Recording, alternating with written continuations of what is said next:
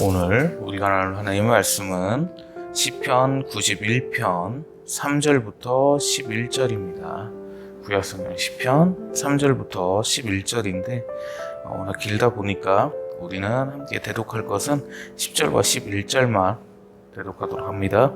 화가 내게 미치지 못하며 재앙이 내 장막에 가까이 오지 못하리니 그가 너를 위하여 그의 전사들을 명령하사 내 모든 길에서 너를 지키게 하심이라. 아멘.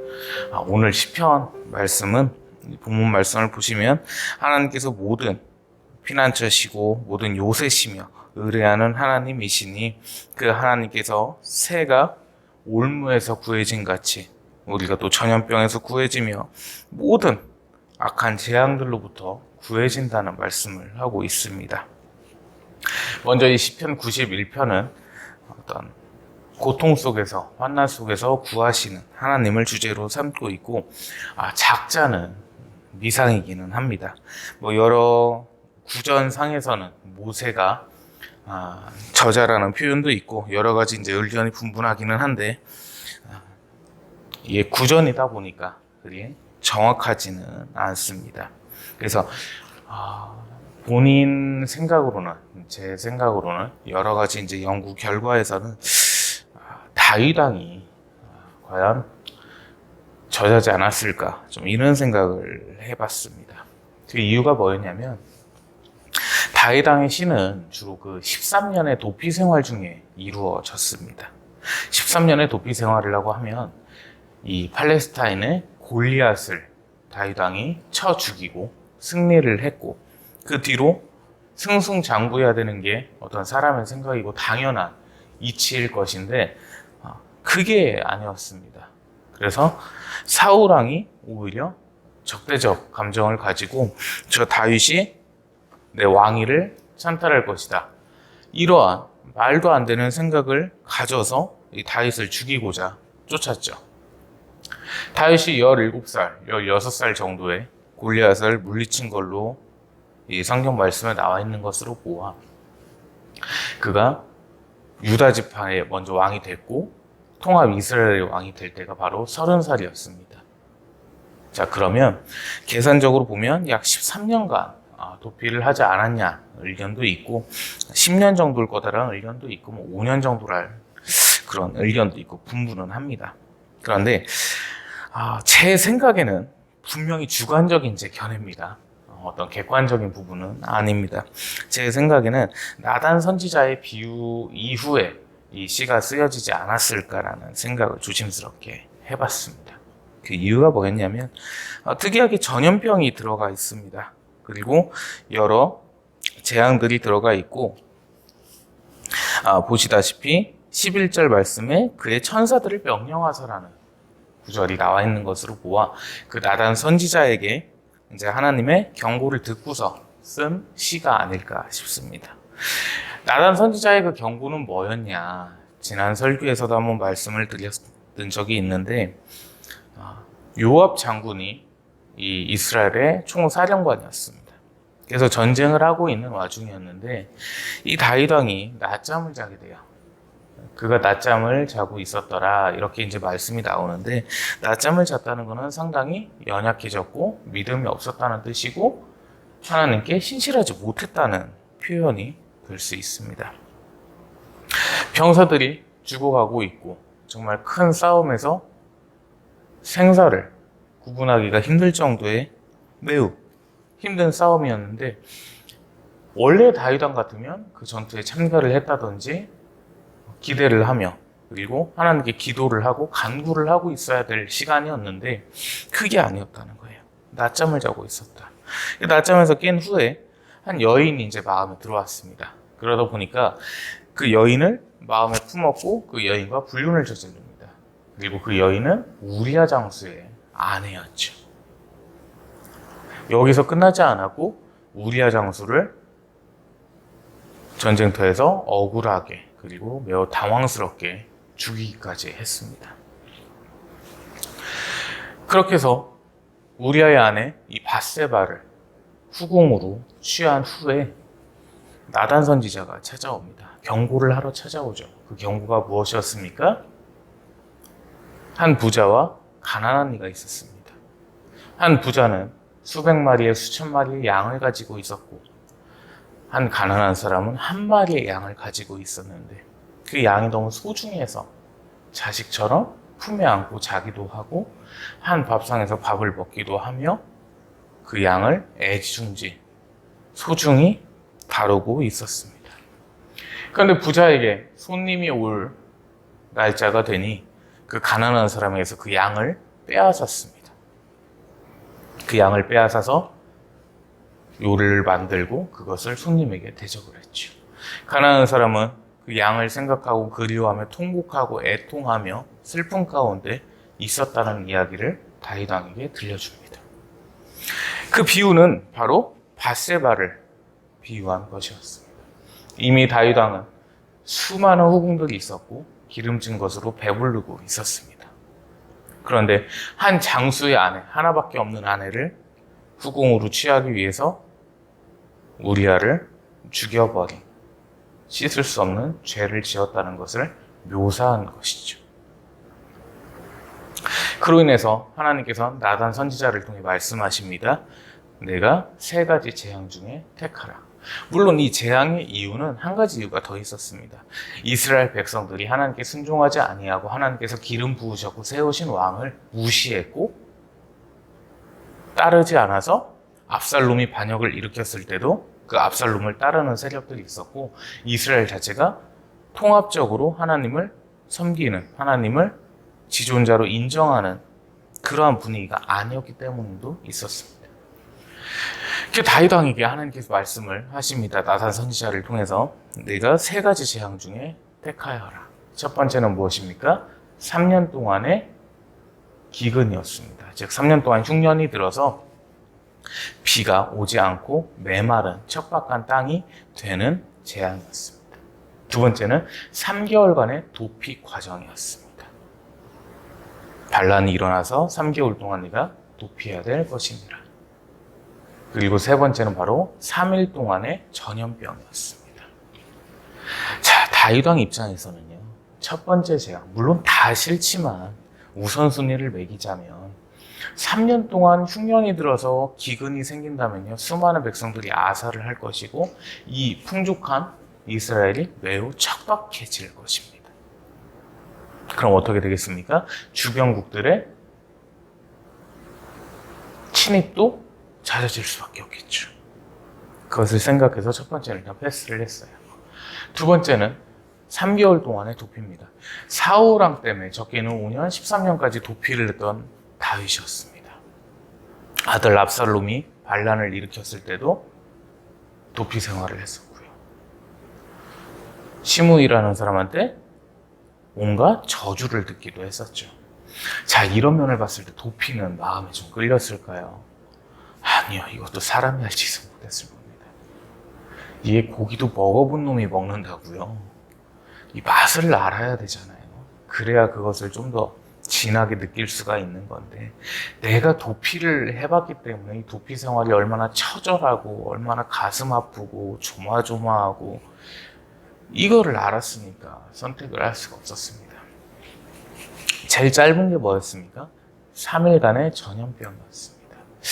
그래, 전염병이라고 하면 뭐 굳이 안 죽을 수도 있고 3일이면은 얼마 지나지 않는 거니까, 시간이 적으니까 큰 피해는 없겠다. 그래서 나단 선지자에게 다윗 왕이 얘기를 합니다. 그러면 저는 세 번째인 3일간의 전염병으로 좀 택하도록 하겠습니다. 참 고심을 했겠죠. 근데 다윗 왕의 생각이 조금은 빗나갔던 것 같습니다. 그 이야기가 떨어지자마자 하나님께서는 바로 천사들을 시켜서 전염병을 내리셨고 온 이스라엘 자체가 전염병으로 가득 찼습니다. 사람이 죽어나가고 있었고요. 갓난아기부터 노인까지 다 전염병에 걸리고 돌풍이 시작됐습니다. 이 상황에서 다윗 왕이 이 91편을 쓰지 않았을까 싶어요. 그래서 다 함께 본문 3절 말씀을 한번 보도록 하겠습니다. 이는 그가 너를 새 사냥꾼의 올무에서와 심한 전염병에서 건지실 것이니로다. 아멘. 이 전염병에서 하나님께서 건져주시기를 애원하는 겁니다. 3일이라고 이야기는 했지만 자신이 봤을 때 너무도 참혹하니까 내 백성들이 다 죽어나가고 있잖아요. 어린아이부터 시작해서 다 죽어나가고 있으니까 너무 참혹한 겁니다. 하나님 도와주십시오. 잘못했습니다. 11절 말씀에 나옵니다. 그가 너를 위하여 그의 천사들을 명령하자. 이 말씀이 뭐냐면 다윗 왕이 그 이후에 타작마장에서 하나님께 번제를 드립니다. 화목제를 드려요. 하나님, 제 모든 죄를 용서해 주십시오. 다 잘못했습니다.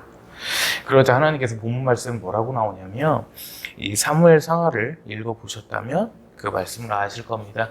그의 천사들을 명령하사 그 재앙을 그치게 하시니라.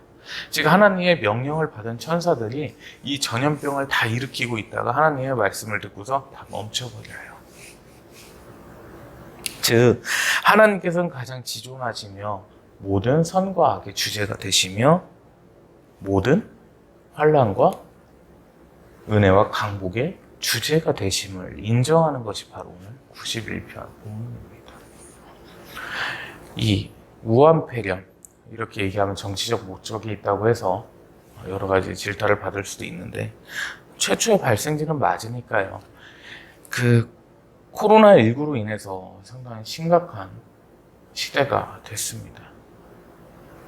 하루에 확진자가 지금 4만 명 가까이 나오고 있는데 10명 미만이 나왔을 때도 있었죠. 2020년도에 보면 그때 5월, 6월 정도로 제가 기억을 하는데 10명 미만이 나오다가 4만 명 가까이 나오는 시대가 됐어요. 그러면 이 코로나19로 인해서 우리가 하나 깨달아야 될 점이 있습니다. 하나님의 심판입니다. 혹자는 이렇게도 얘기합니다. 하나님께서 바이러스를 심판하시지는 않는다. 이렇게도 이야기를 하는데 바이러스를 우리말로 해석하면 전염병입니다. 즉, 이 코로나19로 인해서 여러 가지가 가려졌죠. 우리가 익히 알지 못했던 이단이나 사이비들도 드러나게 되었고 정통교회라고 사칭을 하고 있지만 실제로는 정통적인 교리가 아닌 자신들만의 교리인 것들이 다 드러나게 됐습니다. 멍뚱한 방법으로 코로나를 치료한다는 교회도 드러났었고요. 전혀 뜻밖의 당혹스러운 일들을 하는 교회들도 드러나게 됐습니다. 즉, 이 코로나 전염병을 그저 전염병으로 볼 것이 아니라 하나님의 심판으로 봐야 되는 것이 우리 그리스도인의 자세일 것입니다. 이 한국 사회가 과연 어떠하였는가? 하나님의 말씀 앞에서 순종하였고 하나님을 지존자로 인정하였는가? 이것을 먼저 되짚어 볼 필요가 있습니다. 이 코로나19가 터지기 전에 회복이라는 단어가 상당히 많이 쓰였습니다. 신앙의 회복, 다시 뜨거워지는 대한민국, 다시 뜨거워지는 대한민국의 기독교, 대한민국 교회, 이러한 단어가 상당히 많았었는데 그 단어가 나오다가 불과 몇 달 만에 무색할 정도로 사라졌죠. 이 코로나19 때문에. 하나님 앞에서 바로 섰는지를 우리는 살펴야 될 것입니다. 무엇을 했기에 과연 이렇게 됐는가? 말씀 앞에 안일하진 않았는가? 하나님의 명령을 지존자를 명령으로 받아들인 것은 맞을까? 이러한 생각을 하고 반성을 하는 것이 그리스도인의 자세일 겁니다. 정치적인 입장에 대한 얘기가 나오는데 오늘은 이 한 말씀을 꼭 드려야겠습니다. 목사 입장에서는 어떤 정당 쪽이냐, 좌파냐, 우파냐, 진보냐, 보수냐, 이거를 이야기할 수는 없습니다. 그거는 당연한 겁니다. 물론 개인적으로 뉴스를 보면서 욕은 할 수 있겠고 누군가를 칭찬할 수 있겠죠. 그러나 정부의 지침을 우리가 따르지 아니한다면 우리도 정부에게 할 말은 없습니다. 기독교 탄압이라고 이야기를 하고 기독교만 제지를 시키려고 한다. 정부에서 그렇게 막고 있다. 이렇게 이야기를 하는데 그거는 저는 잘못됐다고 봅니다. 그 이유는 무엇이냐면 이 정부의 지침에 따르지 않은 교회들이 너무 많았습니다. 억지로 예배를, 온라인 예배를 하지 않고 오프라인 예배를 강행하고요. 억지로 인원수를 초과시켜서 예배를 강행하는 데가 너무 많았다는 겁니다. 우리 입장에서 정부의 지침을 따르지 아니한다면 우리도 정부에다가 할 얘기가 없는 것인 거죠. 우리가 정부의 지침을 잘 따르고 도덕적인, 모범적인, 솔선수범한 모습을 보였을 때 우리가 정부에게 할 말이 있는 것입니다. 우리는 그 어떤 타 종교보다, 물론 종교는 우리 기독교밖에 없다고 이야기를 하지만 타 종교보다 월등히 앞장서서 솔선수범을 했고 모범을 보였는데 왜 기독교를 탄압하느냐, 이렇게 따질 수 있는 것이 우리가 정부의 입장을, 지침을 따르지 아니하고 큰 소리를 낼 수는 없다는 것입니다. 오늘 이 시편의 저자는 제가 다윗이라고 생각을 한다고 했지만 정확하지는 않습니다. 그러나 이 저자는 하나님의 지존하심을 순수한 어린아이처럼 인정하고 있습니다. 하나님께서 모든 것을 행하시며 모든 것의 주제가 되신다는 것을 인정하고 있죠. 지금 이 시점에서 우리는 순수한 신앙으로 돌아가야 될 때입니다. 우리는 순진하고 순전하고 순수했던 16, 17살 다윗 왕처럼 순수함을 가져야 될 시기입니다. 다 함께 한번 따라해 봤으면 좋겠습니다. 우리의 신앙은 진주의 눈사람 같아야 합니다. 이 진주의 눈사람이 무엇이냐면, 다들 응답하라 1988이라는 드라마를 한번 보셨는지 모르겠어요. 잘 모르시는 분도 계실 텐데 시리즈를 제가 너무 재밌게 봐서 인상 깊었던 장면들이 좀 있었습니다. 한 가지를 말씀을 드릴게요. 성탄절이 다가왔습니다. 근데 동네에 진주라는 여자아이가 한 명 있었어요. 너무 예뻤어요. 이제 6, 7살 된 아이인데 한 6살 정도로 표현이 돼 있어요. 너무 이제 귀엽고 똘망똘망한 눈매를 가지고 있고 너무 예쁘니까 이 마을 동네에서 이제 준비를 합니다. 진주한테 뭐를 선물을 해줄까, 성탄절 선물로. 예수님이 오신 날을 기념하는 이 성탄절이 참 뭐라고 할까요? 파워가 있다고 해야 될 것 같아요. 모든 종교를 대통합시킵니다. 절에 있는 스님도 성탄절이 되면 괜히 신나요. 괜히 신납니다. 그래서 이 성탄절 날 준비를 하는데 이 진주한테 물어봐요. 동네 아저씨 하나가, 진주야 성탄절 날 뭐 갖고 싶어? 그랬더니 눈사람이래요. 그래서 눈사람 뭐 만드는 게 어렵지는 않지 않습니까? 저도 어릴 때 신문지를 안에 넣어가지고 막 열심히 굴리고 다녔는데 지금도 그렇게 하나는 모르겠어요. 지금 막 오리 만들고 이러던데. 그래서 이제 눈사람을 만들려고 했는데 날씨가 그렇게 춥지를 않다고 기상 일기에 나와요. 그래도 일단 만들자 해서 참 크게 만들어서 나뭇가지로 팔도 만들어주고 장갑도 씌워주고 목도리도 씌워줬습니다. 자, 그럼 문제가 하나 생겼습니다. 성탄절 당일 아침이 됐는데 눈사람이 그대로 있었으면 해피엔딩이었겠죠? 이 눈사람이 따뜻한 날씨로 인해서 영상의 날씨로 다 녹아버렸습니다. 흔적조차 없이 없어져 버렸어요. 망연자실했죠.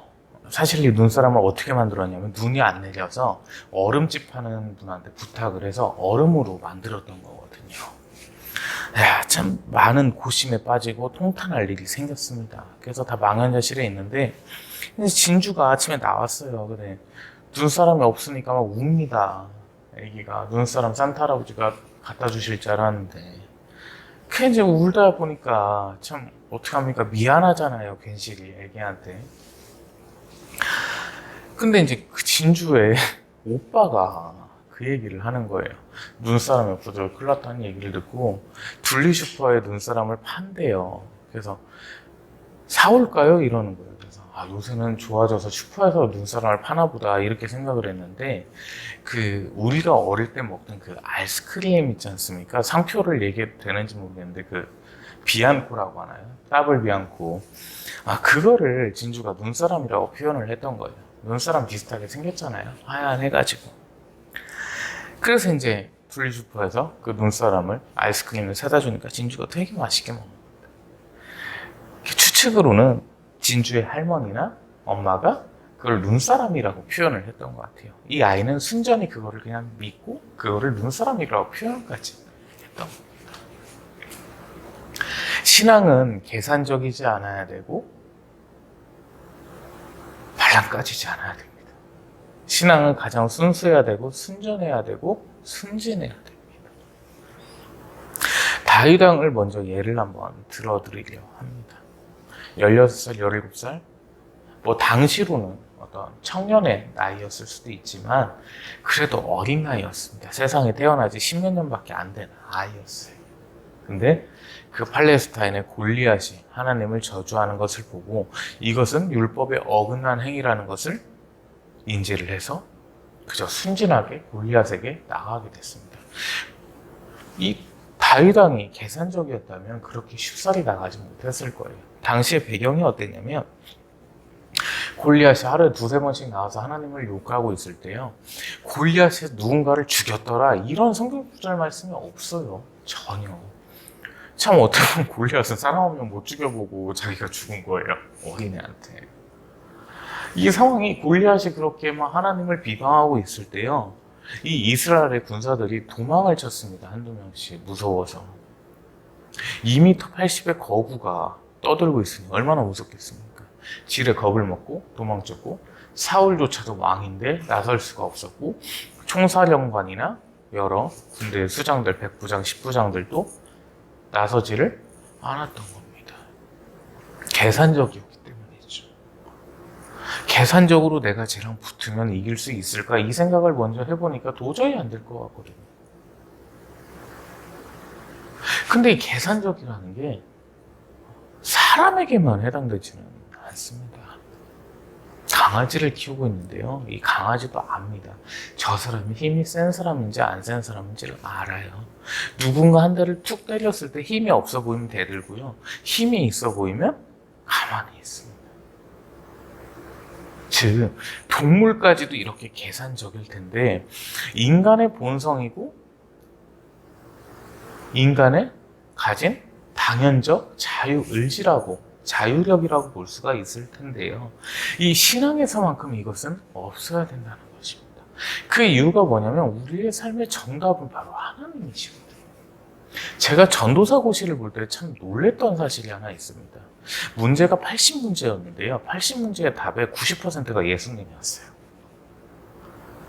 그러니까 엄청 이렇게 공부를 했는데 이 공부를 굳이 할 필요가 있었나 싶을 정도로 답이 하나님 아니면 예수님이었거든요. 백문백답이라고 하지 않습니까?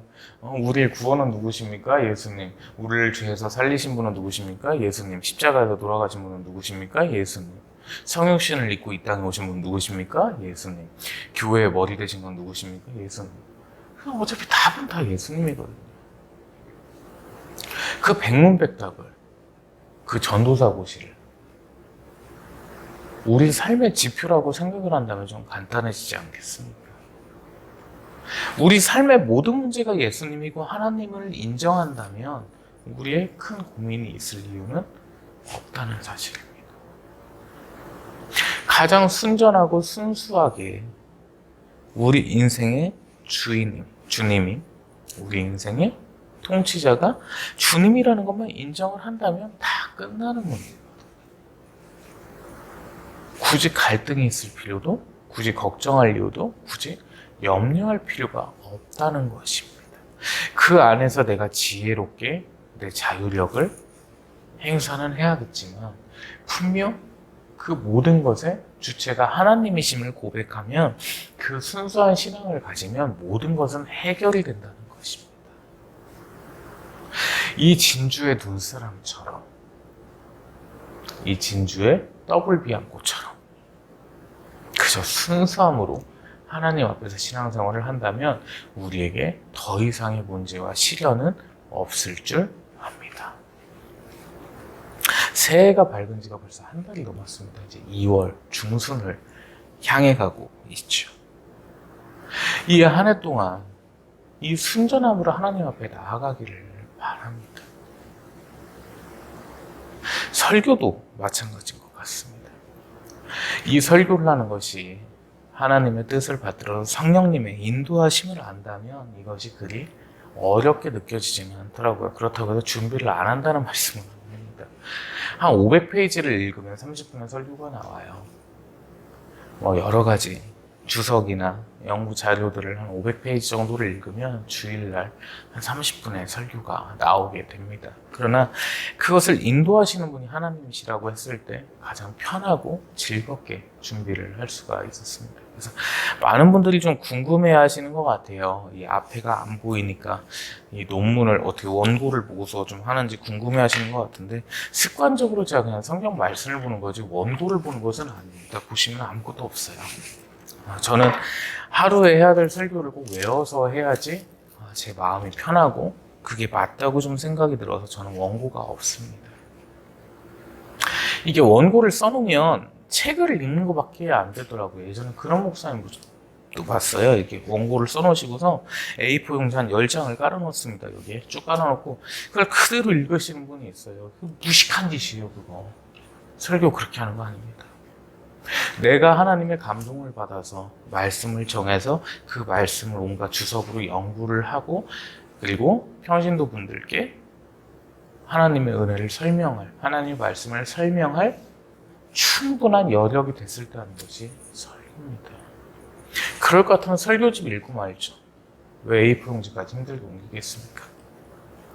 그래서 다시 말씀으로 돌아와서 우리 이 오늘 시편 말씀처럼 순수한 하나님 앞에 순전한 말씀대로 살아가기를 축원합니다. 8절 말씀을 우리 다 함께 읽고 말씀을 마치려 합니다. 오직 너는 똑똑히 보리니 악인들의 보응은 내가 보르노다. 아멘. 사울이 계속 쫓아옵니다. 죽이려고 해요. 미칠 것 같죠. 밥도 제대로 못 먹겠고 잠도 제대로 못 자겠고. 그런데 악인은 결국 하나님께서 보응해 주신다는 것을 믿었던 겁니다. 굳이 내 손에 피를 묻히지 않더라도 악인은 하나님 앞에 엎드러질 것을, 멸망할 것을 믿었다는 사실입니다. 우리가 대적자를 대적할 것이 아니라 하나님께 맡긴다면, 순수한 마음을 가지고 하나님께 맡긴다면 그것이 하나님을 따르는 가장 올바른 길이고 하나님 앞에 가장 신실한 행동일 줄 압니다. 우리 다 함께 그렇게 살아가기를 기도하며 말씀을 마치겠습니다. 기도합니다. 하나님 아버지, 은혜와 사랑에 감사와 찬양과 찬미를 올립니다. 순전한 어린아이의 신앙으로 이 한 해 동안 살아가게 하옵시고 평생의 길을 살아가게 하옵시며 그 가운데 그 순전함으로 하나님께 매일매일 영광을 돌리며 감사하며 찬양하는 시간들이 될 수 있도록 역사하시어 주시옵소서. 모든 것이 하나님의 은혜이며 강복이며 저희 모든 삶의 주체가 하나님이심을 이 시간 고백하오니 이 마음을 받아주시고 흠양하여 주셔서 이 한 해 동안 잘 이끌어 주시고 늘 하나님의 편에서 이탈하지 않도록 역사하시어 주시옵소서. 은혜와 사랑을 감사드리며 구주 예수 그리스도의 이름으로 기도 올리옵나이다. 아멘. 이제는 우리 주 예수 그리스도의 크시고도 크신 무한하신 은혜와 하나님 아버지의 극진하시며 지극하시며 지존에도 높으신 극한의 사랑하심과 성령 하나님의 대주교통 감화감동 인도 역사 충만케 위로하시며 이끄시며 도우시며 함께하시며 이 시간 순전한 마음으로 하나님께 영광을 돌리기 원하는, 하나님 앞에 더욱더 순전함으로 순수함으로 나아가길 원하는 하나님의 모든 거룩한 백성들만을 위해, 이 나라 이 민족 위에, 온 세계 열방 위에 이제로부터 영원토록 항상 함께 계실지어다. 아멘.